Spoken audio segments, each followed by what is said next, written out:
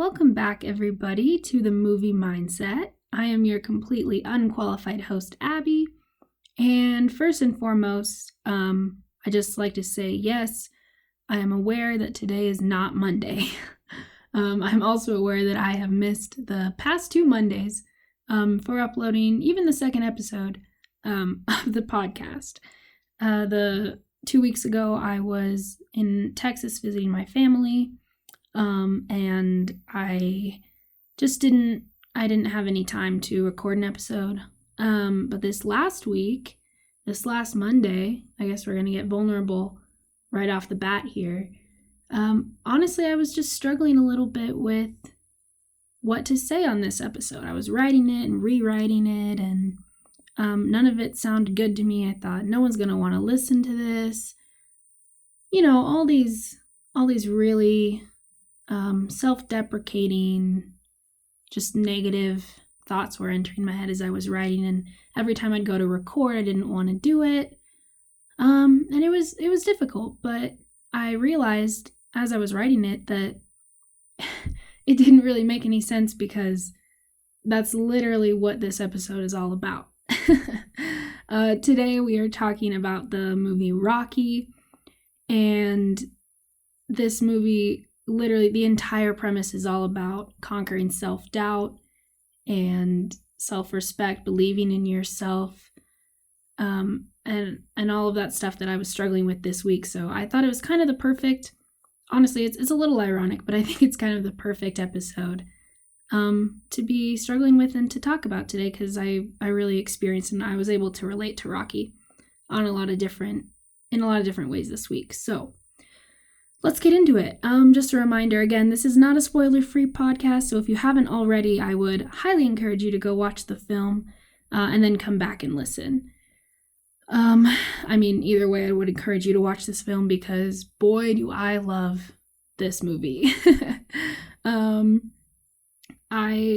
This movie, not only being personal to me this week, this movie has always been a little personal to me because it's one of my dad's favorite movies.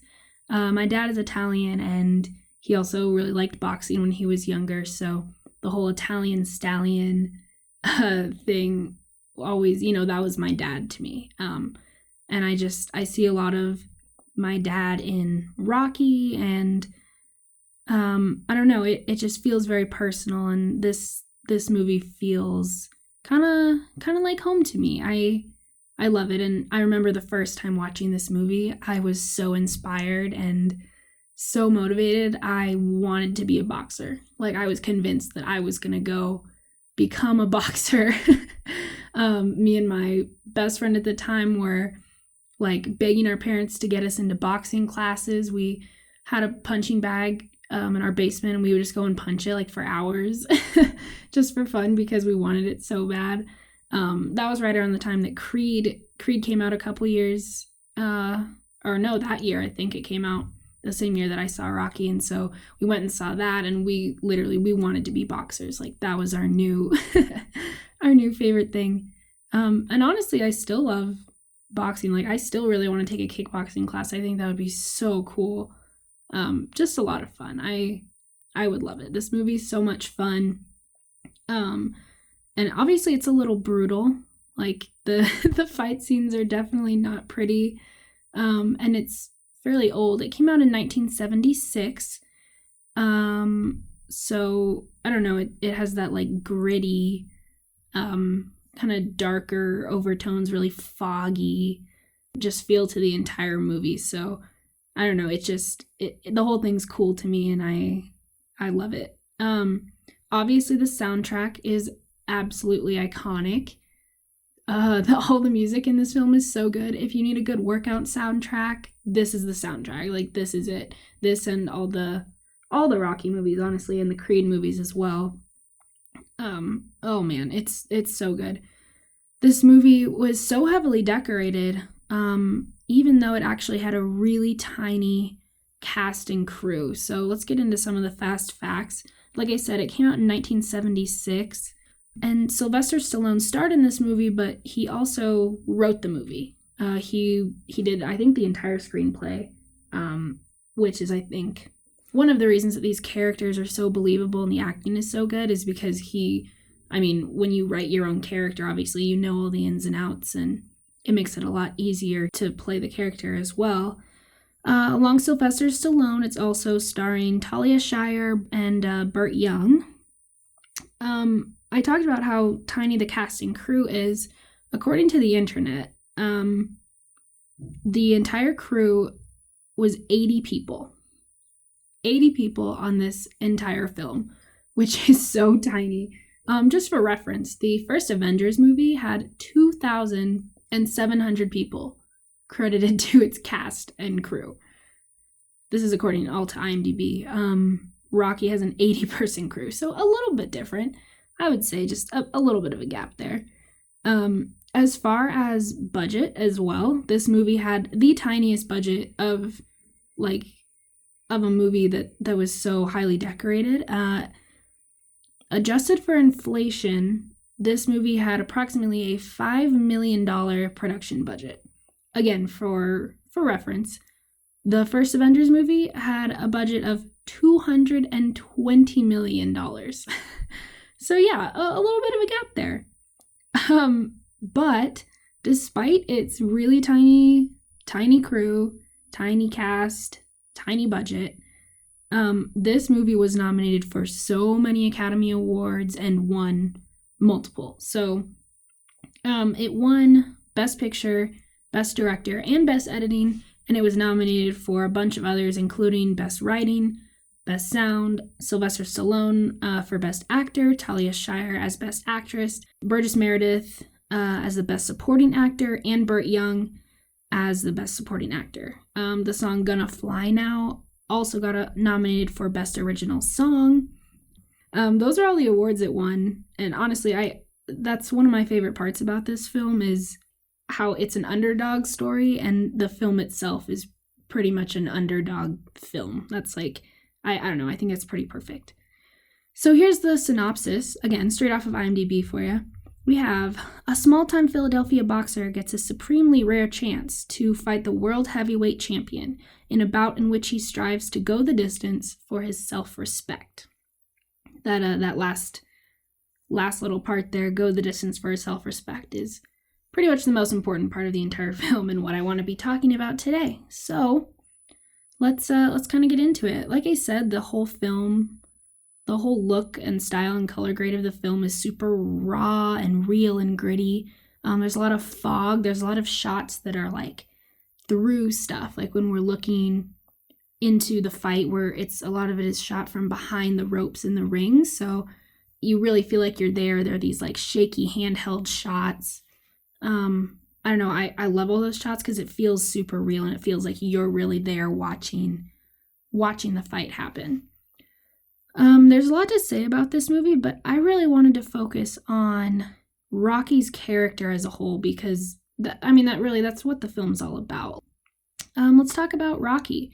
There's a lot of different ways to categorize characters. And the category that Rocky fits into is what we would call a dynamic character. So he's a character that changes and grows with the plot of the movie, and drives the plot of the movie as well.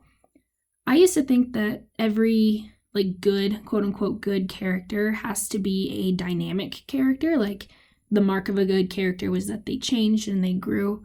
But then I realized looking through this film that there's Rocky, who's a very dynamic character, but there are also more stable, static characters like Mickey or Polly who don't even change hardly at all throughout the film. They generally stay the same, but they're still really great characters. So something I realized while researching for this movie was that good characters don't have to necessarily be dynamic.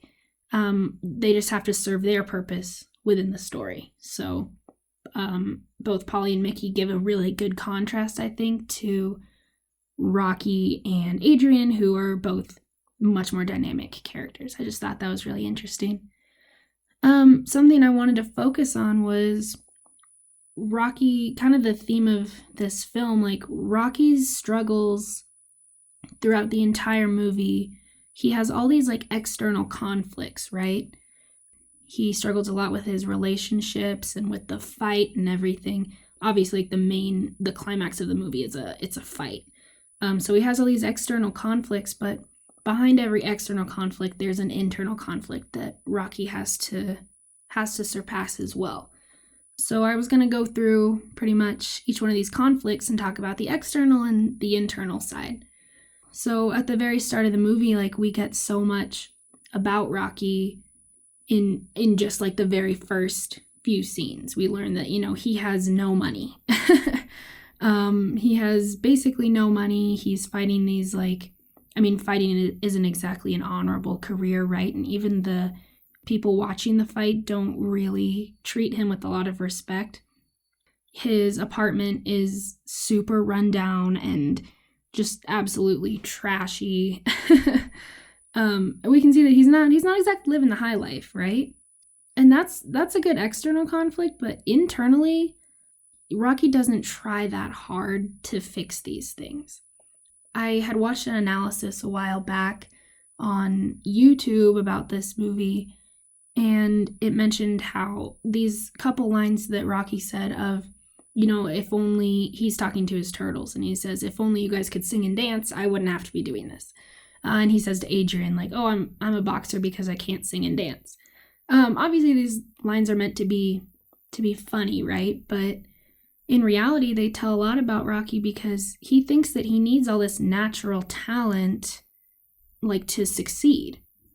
He thinks that, if only he had this natural talent to sing and dance or to do whatever, he wouldn't need to be fighting, and maybe he would have more money, he would live in a better place. And that, all these problems wouldn't be his problems anymore. He really doesn't believe that he has any talent. We also learn pretty early on here that he's working as a collector for the big man, right? And his boss is kind of a typical mob boss where, like, he's really kind of evil, kind of mean, but he takes care of his employees, right? He's generally nice to Rocky, but he gets angry with him because he's not doing his job. Obviously, externally, like, he struggles to do this job, but that shows us internally, like, he's in the wrong profession for the type of person that he is. Rocky is actually a very kind, empathetic, gentle person, which we see in a lot of different ways, just from how he treats people, how he treats animals, all that stuff. And he's out here being a collector and an enforcer. It doesn't fit him. The third conflict that we see arise pretty early is obviously his relationship with Adrian. He's been trying, apparently, to get Adrian's attention multiple times with jokes and talking to her morning and night, is what he tells Polly, but internally, he's way too scared and insecure to actually pursue her. I mean, it takes Polly to really push him and to get there, like, just to even actually ask her out. Which takes us to the first date with Adrian, which is honestly super, super important because Adrian is the first person in the film to actually believe in him. She's the first person to actually compliment him. She's the only person in the film that Rocky's, like, really vulnerable with. So we learn a lot about Rocky and a lot about Adrian and their relationship just from the first date, We also learn in these few scenes that his father told Rocky that he was dumb when he was little, which is, such a great parenting strategy. I think every parent should just be like, hey, man, you're really dumb. So I think you should go into sports because you're so stupid. No, I'm kidding, but that tells us so much because Rocky has all this self-doubt. He doesn't believe in himself at all. And there's good reason for that. His dad growing up literally told him that he's worthless and he's dumb and that's why he should be a boxer. Enter Apollo Creed. Apollo is a very interesting character, which we learn about a lot more in the sequels of Rocky, but we're just going to talk about him in this one for now. We really don't know a lot about him, except that he's, the heavyweight champion, and that he keeps up appearances for sure. The public loves him. He's great with the press. He's really all these things that Rocky wants to be. We learn this in the bar scene where the bartender kind of takes a jab at Apollo. But Rocky honestly defends him, which is another nod to Rocky's character, but we see that, like, internally, Rocky really respects Creed for the things that he's done because he took a chance, and he worked really hard to get where he is, and deep down, like, Rocky wishes that was him, instead of just sitting here and taking these fights from people that aren't even that good and not working for basically anything. When Mickey comes in and says that he wants to train him for this fight, I mean, this is a huge turning point for Rocky because he has to face all of these feelings of anger and resentment against Mickey, and he really has to swallow his pride, after yelling at him a little bit. He really has to swallow his pride and let Mickey train him, even though, he has so much resentment against him for not training him before. But Mickey knows that he has talent. And we saw it in the gym when Rocky got his locker taken away from him. Like, Mickey said, hey, you wasted all of this talent that you have. And, I mean, Rocky doesn't give a response because he knows that it's true. He says that he has no talent, but in reality, he just never put in the hard work and never actually took the steps to develop his talent and to really use it. We also learn that there are always two sides to a story, From Rocky's side, like, Mickey didn't help him when he asked for help. He didn't help him when he needed it. And obviously we don't know the complete past and the story, but on Mickey's side of the story, he was like, hey man, I tried to help you, but you never let me. I just thought that was interesting how we don't get the full story there. We don't get the truth, what actually happened. But I mean, it doesn't super matter for the story. It's just really good insight to both of their characters. So once Rocky accepts the training from Mickey, we have the greatest training montage of all time. Just the poster child of training montages. This is like the most motivational, inspirational part of the movie. This is when the music gets good. Obviously he downs 5 raw eggs. No one needs to do that. Everyone's grossed out. Everyone's scarred for life. But then he has the sit-ups and the jump push-ups, the running scene, everything's so iconic. He runs the Philadelphia steps, which, okay, just a side note, I was in Philadelphia last year and I ran those steps. Those are, he makes it look so hard, and obviously we don't know how far Rocky ran before getting to these steps, but those are the easiest, shallowest step. There's so few of them, and I mean, I was skipping them. I ran them 4 times in a day, and I was slightly disappointed, I gotta say. They look so difficult. I thought I was gonna feel so cool for conquering them, and then I realized that people run these steps every single day, with their dogs, 6 times. Anyways, if you haven't had a chance to go to Philadelphia and run the steps, I would say do it, but honestly, you could, they're not that great. Anyways, he runs these steps, he's all trained, he starts, punching the raw meat in the freezer, which, again, a little unnecessary considering he has a punching bag and, he has a gym that he can go train at. But it's I actually love the whole, punching the raw meat metaphor, analogy. I'm not really sure what you call it. Symbolism, I guess. It's just a symbolism of, Rocky's, again, it's the grittiness, right? It's the raw, pun intended, rawness, the realness of Rocky's training as opposed to Apollo, who, I mean, we never actually see Apollo train for the entire fight because for him it's just a show. But for Rocky, he's taking this very seriously and, he trains however he can.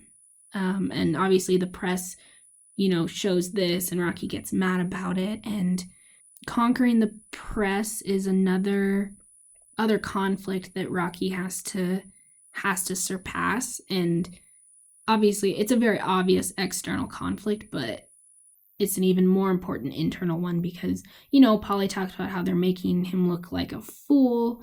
And in contrast to Creed, he does. He looks like a fool next to Creed. He doesn't know what he's talking about. He's obviously less educated and he's just not ready for that. And again, like I said, Adrian's the only person he's really vulnerable with this about. But I think it's really, really important because on the outside, Rocky is such a good-natured person, but, always cracking jokes and everything. But it really does, those comments will come to hurt you in the end. I think Rocky really struggles with that, and that's the most, internal. We see Rocky struggle. So then we get to the night before the fight. He's done all this training to prepare, and this scene is possibly, one of the most pivotal scenes, if not the most pivotal scene in the entire film. The internet tells me that because of their really small budget, they were actually going to cut this scene out, but Sylvester Stallone said, no, we need to keep this scene because it's arguably one of the most important scenes in the entire film. Rocky goes to Creed's agent, I believe it is, and he's saying hey, the picture's wrong, I'm not wearing the right shorts. And Creed's agent is it doesn't matter. This fight's just for show. You're going to do great. Everything's going to be great because it doesn't matter. And obviously he's talking about how the picture doesn't matter, but we all know that what's really going on here is the fight doesn't matter. To Creed, this is just a publicity stunt. To Creed, Rocky doesn't matter. All this struggle that Rocky's going through, none of this matters to anyone else. But it matters to Rocky. When he goes home and he's talking to Adrian, this is when Rocky's motivation changes from external motivation to an internal motivation. So the entire film, he's been fighting for this respect from other people, with the press, with Paulie, with Adrian, with Mickey, everyone. He's fighting for this respect for other people to believe in him, when in reality, his focus should have been shifted on himself the entire time. He's really the one who doesn't believe in himself. When he shifts his perspective, that's the most important part, because until now, he hadn't changed at all. Sure, he had started working harder, but it was that internal change that was the most important. So we finally get to the fight, right? This is the moment we've all been waiting for. It's the moment Rocky's been waiting for. Everything. And this fight is awesome. It's so fun. Like I said, this is the time when I'm I want to be a boxer. This is so cool. I'm having so much fun. And obviously it's so important. It's the whole climax of the movie. And the kind of disappointing part is that he doesn't win the fight. Apollo completely wins this fight, but it doesn't matter. It doesn't matter at all, because we know that, the night before, Rocky had completely changed his perspective to, I don't need to win. I just need to go the distance. I just need to know that I am strong enough. I need to know that I can do this for myself. So when he loses the fight, it doesn't even matter. In my first episode, I talked about the audience surrogate, the person who is the eyes of the audience. And at this point, I would definitely say Adrian is kind of the eyes of the audience, because she's not actually, Adrian isn't even in the fray, at the front lines talking to Rocky throughout the fight. She's in the back room, but we get glimpses into her emotions throughout the entire fight, because she knows how important this fight is to Rocky. Everyone else just wants him to win, obviously, but she just wants him to complete his goal, and because she knows that this is so, so important to him. So, he goes the distance, and Adrian tells him that she loves him, and it's the most heartwarming underdog story that we've got. Honestly, it's such a cliche story, the entire underdog cliche, is like on full blast in this film.